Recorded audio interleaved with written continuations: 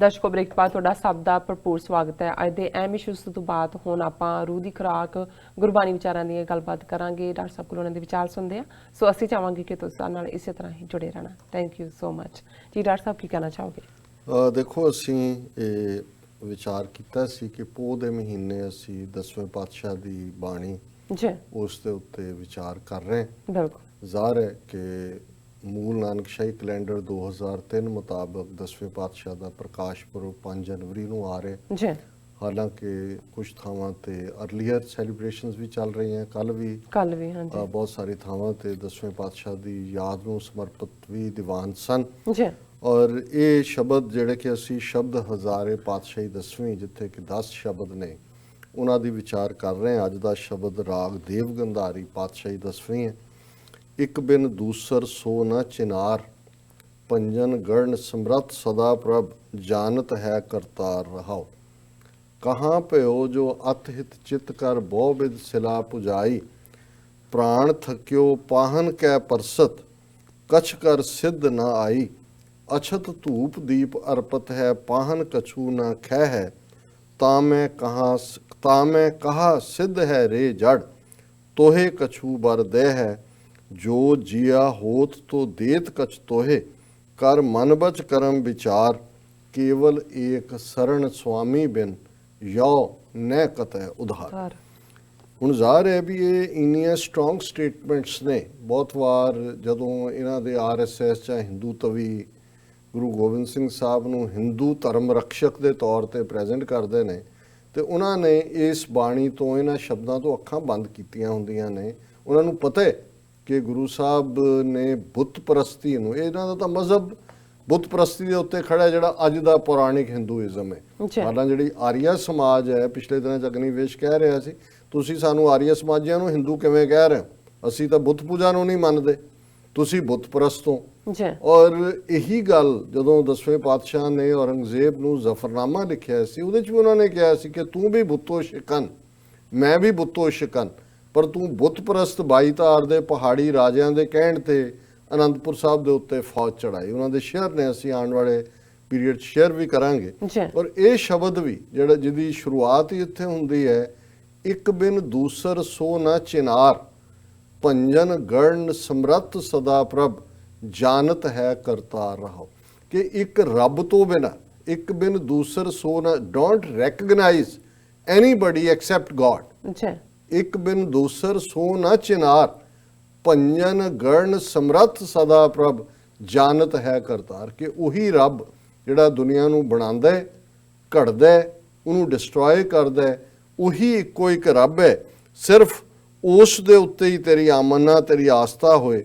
ਔਰ ਹੁਣ ਬੁੱਤ ਪ੍ਰਸਤੀ ਦੀ ਗੱਲ ਹੈ। ਕਹਾਂ ਭਇਓ ਜੋ ਅਤ ਹਿਤ ਚਿਤ ਕਰ ਬਹੁ ਬਿਦ ਸਿਲਾ ਪੁਜਾਈ ਪ੍ਰਾਣ ਥਕਿਓ ਪਾਹਨ ਕੈ ਪਰਸਤ ਕਛ ਕਰ ਸਿੱਧ ਨਾ ਆਈ। ਉਹਨਾਂ ਨੇ ਕਿਹਾ ਵੀ ਕੀ ਤੂੰ ਕਿੰਨੇ ਤਰੀਕਿਆਂ ਦੇ ਨਾਲ ਬੁੱਤ ਦੀ ਪੂਜਾ ਕਰਦਾ ਹੈ, ਠਾਕਰ ਬਣਾ ਕੇ, ਬੁੱਤ ਬਣਾ ਕੇ, ਅਤ ਹਿਤ ਚਿਤ ਕਰ, ਬੜੀ ਡਿਵੋਸ਼ਨ ਦੇ ਨਾਲ ਤੂੰ ਪੱਥਰ ਦੇ ਅੱਗੇ ਖਲੋ ਕੇ ਉਹਦੇ ਤੋਂ ਮੁਰਾਦਾਂ ਮੰਗਦਾ। ਕਹਾਂ ਭਇਓ ਜੋ ਅਤ ਹਿਤ ਚਿਤ ਕਰ ਬਹੁ ਬਿਦ, ਬਹੁਤ ਤਰੀਕਿਆਂ ਨਾਲ ਸਿਲਾ ਪੁਜਾਈ, ਸਿਲਾ ਪੱਥਰ ਨੂੰ ਕਹਿੰਦੇ ਨੇ, ਤੂੰ ਪੱਥਰ ਦੀ ਪੂਜਾ ਕਰ ਰਹੇ।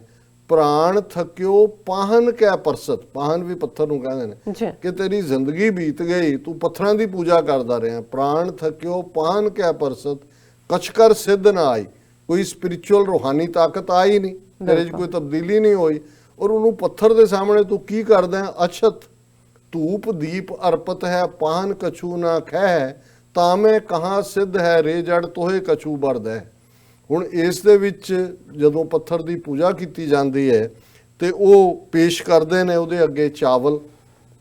ਅਛਤ ਚਾਵਲ ਨੂੰ ਕਹਿੰਦੇ ਨੇ, ਧੂਪ, ਖੁਸ਼ਬੂਆਂ, ਅਗਰਬੱਤੀਆਂ ਸਾੜ ਦਿੰਦੇ ਨੇ, ਸਾਰਾ ਨੱਕ ਸੜਿਆ ਹੁੰਦਾ, ਬਾਹਰੋਂ ਤੱਕ ਹੀ ਆ ਰਿਹਾ ਹੁੰਦਾ। ਅਛਤ ਧੂਪ ਦੀਪ ਲਾਈਟਸ ਬਾਲ ਕੇ ਅਰਪਤ ਹੈ ਪਾਹਨ ਕਛੂ, ਤੂੰ ਚੌਲਾਂ ਦਾ ਤੇ ਦੂਜਾ ਖੀਰ ਬਣਾ ਕੇ ਵੀ ਉਹ ਤਾਂ ਖਾਂਦਾ ਕੁਝ ਨਹੀਂ ਪੱਥਰ। ਅਛਤ ਧੂਪ ਦੀਪ ਅਰਪਤ ਹੈ ਪਾਹਨ ਕਛੂ ਨਾ ਖੈ ਤਾਂ ਮੈਂ ਕਹਾਂ ਸਿੱਧ ਹੈ ਰੇ ਜੜ। ਉਹ ਫੂਲ, ਉਹ ਮੂਰਖ, ਉਹਦੇ 'ਚ ਕਿੱਥੋਂ ਸਪਿਰਿਚੁਅਲਿਟੀ ਆਏਗੀ? ਪੱਥਰ ਤੋਹੇ ਕਛੂ ਵਰਦ ਹੈ ਕਿ ਉਹ ਤੈਨੂੰ ਕੁਛ ਵਰ ਦੇਗਾ ਕਿ ਤੇਰੀਆਂ ਮੁਰਾਦਾਂ ਜਿਹੜੀਆਂ ਨੇ ਪੂਰੀਆਂ ਹੋਣਗੀਆਂ। ਜੋ ਜੀਆ ਹੋਤ ਤੋ ਦੇਤ ਕਛ ਤੋਹੇ, ਜੋ ਉਹਦੇ 'ਚ ਜਾਨ ਹੁੰਦੀ, ਜੋ ਜੀਆ ਹੋਤ ਤੋ ਦੇਤ ਕਛ ਤੋਏ, ਫਿਰ ਤੈਨੂੰ ਕੁਝ ਦਿੰਦਾ। ਕਰ ਮਨ ਵਿੱਚ ਕਰਮ ਵਿਚਾਰ, ਮਨ ਦੇ ਵਿੱਚ ਸੋਚ, ਵਚਨ ਬੋਲਣ ਤੋਂ ਪਹਿਲਾਂ ਦੇਖ, ਐਕਸ਼ਨਸ ਦੇਖ, ਪੌਂਡਰ ਕਰ, ਥਿੰਕ ਕਰ ਕਿ ਵੀ ਜੇ ਉਹਦੇ 'ਚ ਕੁਝ ਹੁੰਦਾ ਤੇ ਉਹ ਤੈਨੂੰ ਦਿੰਦਾ ਹੈ। ਤਾਂ ਮੈਂ ਕਹਾਂ ਸਿੱਧ ਹੈ ਰੇ ਜੜ ਤੋਹੇ ਕਛੂ ਪਰ ਦੇ ਹੈ, ਜੋ ਜੀਆ ਹੋ ਤੋ ਦੇਤ ਕਛ ਤੋਹੇ। ਕਰ ਮਨ ਵਿੱਚ ਕਰਮ ਵਿਚਾਰ, ਆਪਣੇ ਮਨ ਦੇ ਵਿਚਾਰ ਕਰ, ਕੇਵਲ ਏਕ ਸ਼ਰਨ ਸੁਆਮੀ ਬਿਨ ਯੋਨ ਹੈ ਕਤੈ ਉਧਾਰ। ਕਿ ਇੱਕ ਗੱਲ ਸਮਝ ਲੈ ਧਿਆਨ ਨਾਲ ਕਿ ਰੱਬ ਦੀ ਸ਼ਰਨ 'ਚ ਗਏ ਬਿਨਾ, ਕੇਵਲ ਏਕ ਸ਼ਰਨ ਸੁਆਮੀ ਬਿਨ, ਉਸ ਰੱਬ ਨੂੰ ਜਿਹੜਾ ਜਾਗਤ ਜੋਤ ਰੱਬ ਹੈ, ਤੇਰਾ ਕਿਤੇ ਭਲਾ ਨਹੀਂ ਹੋਣਾ। ਔਰ ਇਹ ਐਗਜ਼ੈਕਟਲੀ ਜੇ ਅਸੀਂ ਗੁਰੂ ਗ੍ਰੰਥ ਸਾਹਿਬ ਦੀ ਬਾਣੀ 'ਚ ਕਬੀਰ ਸਾਹਿਬ ਦਾ ਇਹ ਸ਼ਬਦ ਪੜ੍ਹਦੇ ਹਾਂ ਤੇ ਫਿਰ ਤੁਸੀਂ 10ਵੇਂ ਪਾਤਸ਼ਾਹ ਦਾ ਇੱਕ ਬਿਨ ਦੂਸਰ ਸੋ ਨਾ ਚਿਨਾਰ ਇਸ ਸ਼ਬਦ ਨੂੰ ਪੜ੍ਹਦੇ ਹੋ ਤੇ ਇਹੀ ਇੰਟਰਪ੍ਰੀਟੇਸ਼ਨ ਹੈ ਜਦੋਂ ਕਬੀਰ ਸਾਹਿਬ ਫਰਮਾਉਂਦੇ ਨੇ, ਪਾਤੀ ਤੋਰੈ ਮਾਲਨੀ ਪਾਤੀ ਪਾਤੀ ਜੀਓ, ਜਿਸ ਪਾਹਨ ਕੋ ਪਾਤੀ ਤੋਰੈ ਸੋ ਪਾਹਨ ਨਿਰਜੀਓ, ਭੂਲੀ ਮਾਲਨੀ ਹੈ ਇਹੋ ਸਤਿਗੁਰ ਜਾਗਤਾ ਹੈ ਦੇਹੋ। ਹੁਣ ਉਹ ਫੁੱਲ ਦੀਆਂ ਪੱਤੀਆਂ ਮਾਲਣ ਤੋੜ ਰਹੀ ਹੈ ਕਿਉਂਕਿ ਉਹੀ ਠਾਕਰ ਦੀ ਪੂਜਾ, ਅਛਤ ਧੂਪ ਦੀਪ, ਤਿੰਨ ਚੀਜ਼ਾਂ, ਚੌਲ ਦੀਵੇ ਅਗਰਬੱਤੀ। ਔਰ ਭਗਤ ਕਬੀਰ ਜੀ ਕਹਿੰਦੇ ਨੇ ਪਾਤੀ ਤੋਰੈ ਮਾਲ ਨਹੀਂ ਪਾਤੀ ਪਾਤੀ ਜੀਓ, ਕਿਉਂਕਿ ਫੁੱਲ ਭੇਟ ਕਰਨੇ ਨੇ ਦੇਵਤੇ ਨੂੰ। ਉਹ ਕਿਹਾ ਵੀ ਤੂੰ ਫੁੱਲਾਂ ਦੀਆਂ ਪੈਟਲਸ ਨੂੰ ਜਿਹੜੀ ਆ ਤੋੜ ਰਹੇ ਹੈ, ਜਿਸ ਪਾਹਨ ਕੋ ਪਾਤੀ ਤੋਰੈ ਸੋ ਪਾਹਨ ਨਿਰਜੀਓ, ਕਿ ਜਿਸ ਪੱਥਰ ਦੇ ਲਈ ਤੂੰ ਇਹਨੂੰ ਤੋੜ ਰਹੀ ਹੈ ਉਹਦੇ 'ਚ ਤਾਂ ਜ਼ਿੰਦਗੀ ਨਹੀਂ ਹੈ, ਪਰ ਪ੍ਰਾਂਟਸ ਦੇ ਵਿੱਚ ਤਾਂ ਲਾਈਫ ਹੈ। ਭੂਲੀ ਮਾਲ ਨਹੀਂ ਹੈ ਇਹੋ ਸਤਿਗੁਰ ਜਾਗਤਾ ਹੈ, ਕਿਉਂਕਿ ਰੱਬ ਜਿਹੜਾ ਹੈ ਉਹ ਜਾਗਤ ਜੋਤ ਹੈ। ਔਰ ਇਹੀ 10ਵੇਂ ਪਾਤਸ਼ਾਹ ਨੇ ਸਿੱਖ ਨੂੰ ਦ੍ਰਿੜ ਕਰਵਾਇਆ, ਜਾਗਤ ਜੋਤ ਜਪੈ ਨਿਸਬਾਸਰ, ਏਕ ਬਿਨਾ ਮਨ ਨੈਕ ਨਾ ਆਨੈ, ਪੂਰਨ ਪ੍ਰੇਮ ਪ੍ਰਤੀਤ ਸਜੇ, ਗੌਰ ਮੜੀ ਮਟ ਭੂਲ ਨਾ ਮਾਨੈ, ਤੀਰਥ ਦਾਨ ਦਇਆ ਤਪ ਸੰਜਮ, ਏਕ ਬਿਨਾ ਨਹਿ ਨੇਕ ਪਛਾਨੈ, ਪੂਰਨ ਜੋਤ ਜਗੇ ਘਟ ਮੈਂ, ਤਬ ਖਾਲਸ ਤਾਹੇ ਨਿਖਾਲਸ ਜਾਣੇ। ਕਿ ਰੱਬ ਜਾਗਤ ਜੋਤ ਹੈ, ਉਹ ਮੁਰਦਾ ਨਹੀਂ ਹੈ, ਪੱਥਰਾਂ 'ਚ ਨਹੀਂ ਹੈ, ਉਹ ਸ਼ਿਵਲਿੰਗ ਦੀ ਪੂਜਾ 'ਚ ਨਹੀਂ ਹੈ। ਜਾਗਤ ਜੋਤ ਜਪੈ ਨਿਸਬਾਸਰ, ਏਕ ਬਿਨਾ, ਇੱਕ ਰੱਬ ਤੋਂ ਬਿਨਾ ਮਨ ਨੈਕ ਨਾ ਆਨੇ, ਕਿਸੇ ਦੇ ਉੱਤੇ ਵੀ ਤੁਹਾਡੀ ਆ ਮੰਨਾ ਨਹੀਂ ਹੋਣੀ ਚਾਹੀਦੀ। ਪੂਰਨ ਪ੍ਰੇਮ ਪ੍ਰਤੀਤ ਸਜੇ, ਕਿ ਦਿਲ ਦੇ ਅੰਦਰ ਤੁਹਾਡੀ ਰੱਬ ਦੇ ਲਈ ਮੁਹੱਬਤ ਹੋਏ, ਜਿਹਨੂੰ 10ਵੇਂ ਪਾਤਸ਼ਾਹ ਨੇ ਫਰਮਾਇਆ ਜਿਨ ਪ੍ਰੇਮ ਕੀਓ ਤਿਨ ਹੀ ਪ੍ਰਭ ਪਾਇਆ। ਪੂਰਨ ਪ੍ਰੇਮ ਪ੍ਰਤੀਤ, ਪ੍ਰਤੀਤ ਹੈ ਫੇਥ, ਪੂਰਨ ਪ੍ਰੇਮ ਪ੍ਰਤੀਤ ਸਜੇ, ਮਠ ਗੌਰ ਮੜੀ ਮਟ ਭੂਲ ਨਾ ਮਾਨੇ। ਕਿ ਇਸ ਗੱਲ ਦਾ ਧਿਆਨ ਰੱਖੋ ਕਿ ਕਬਰਾਂ ਦੀ ਪੂਜਾ ਨਾ ਕਰਨਾ, ਸਮਾਧਾਂ ਦੀ ਪੂਜਾ ਨਾ ਕਰਨਾ, ਮੱਠਾਂ ਦੀ ਪੂਜਾ ਨਾ, ਭੂਲ ਨਾ ਮਾਨੇ, ਉਹਨਾਂ ਵੱਲ ਨਹੀਂ ਜਾਓ। ਤੀਰਥ ਦਾਨ ਦਇਆ ਤਪ ਸੰਜਮ, ਏਕ ਬਿਨਾ ਨਹਿ ਨੇਕ ਪਛਾਨੇ। ਕਿ ਤੀਰਥਾਂ ਤੇ ਜਾਣਾ, ਹੋਰ ਵਰਤ ਰੱਖਣੇ ਦੂਜੇ, ਇੱਕ ਰੱਬ ਤੋਂ ਬਿਨਾ ਇਸ ਦੇ ਉੱਤੇ ਅਮੰਨਾ ਨਾ ਕਰਨਾ।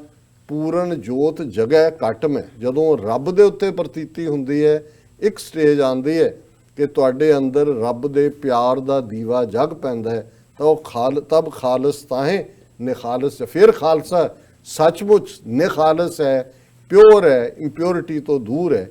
ਉਹ 10ਵੇਂ ਪਾਤਸ਼ਾਹ ਦਾ ਫਰਮਾਨ, ਜਿਹਨੂੰ ਅੱਜ ਸਾਡਾ ਇੱਕ ਤਬਕਾ ਕਦੇ ਇੱਥੇ ਜਾ ਕੇ ਮੱਥੇ ਰਗੜਦੇ ਨੇ, ਕਦੇ ਉੱਥੇ ਰਗੜਦੇ ਨੇ, ਔਰ ਉਸ ਚੋਂ ਕੁਛ ਨਹੀਂ ਨਿਕਲਣਾ ਹੈ। ਬਿਲਕੁਲ ਡਾਕਟਰ ਸਾਹਿਬ, ਤੁਹਾਡਾ ਬਹੁਤ ਬਹੁਤ ਸ਼ੁਕਰੀਆ। ਤੁਸੀਂ ਅੱਜ ਦੇ ਅਹਿਮ ਇਸ਼ੂ ਤੇ ਅੱਜ ਦਾ ਵਿਚਾਰ ਸਾਡੇ ਦਰਸ਼ਕਾਂ ਨਾਲ ਸਾਂਝਾ ਕੀਤਾ। ਅਸੀਂ ਆਪਣੇ ਵਿਊਅਰਸ ਕੋਲ ਨੇ ਇਜਾਜ਼ਤ। ਵਿਊਅਰਸ, ਸਾਡੇ ਪ੍ਰੋਗਰਾਮ ਦਾ ਸਮਾਂ ਇੱਥੇ ਸਮਾਪਤ ਹੁੰਦਾ। ਤੁਸੀਂ ਆਪਣੀ ਰਾਏ ਤੇ ਸੁਝਾਅ ਸਾਨੂੰ ਭੇਜਣਾ ਭੁੱਲਣਾ। ਸਾਡੇ ਇਸ ਪਤੇ ਤੇ SOS@tv84.tv ਤੇ ਅਸੀਂ ਆਪਣਾ ਪ੍ਰੋਗਰਾਮ ਲੈ ਕੇ ਫਿਰ ਦੁਬਾਰਾ ਤੁਹਾਡੇ ਸਨਮੁਖ ਹੋਵਾਂਗੇ। ਤਦ ਤੱਕ ਲਈ ਮੈਨੂੰ ਤੇ ਆਪਣੇ ਡਾਕਟਰ ਸਾਹਿਬ ਨੂੰ ਆਗਿਆ ਦਿਓ। ਦੇਖਦੇ ਰਹੋ TV84। ਬੁਲਾ ਦਿਓ ਫਤਿਹ। ਵਾਹਿਗੁਰੂ ਜੀ ਕਾ ਖਾਲਸਾ, ਵਾਹਿਗੁਰੂ ਜੀ ਕੀ ਫਤਿਹ। ਰੱਬ ਰਾਖਾ।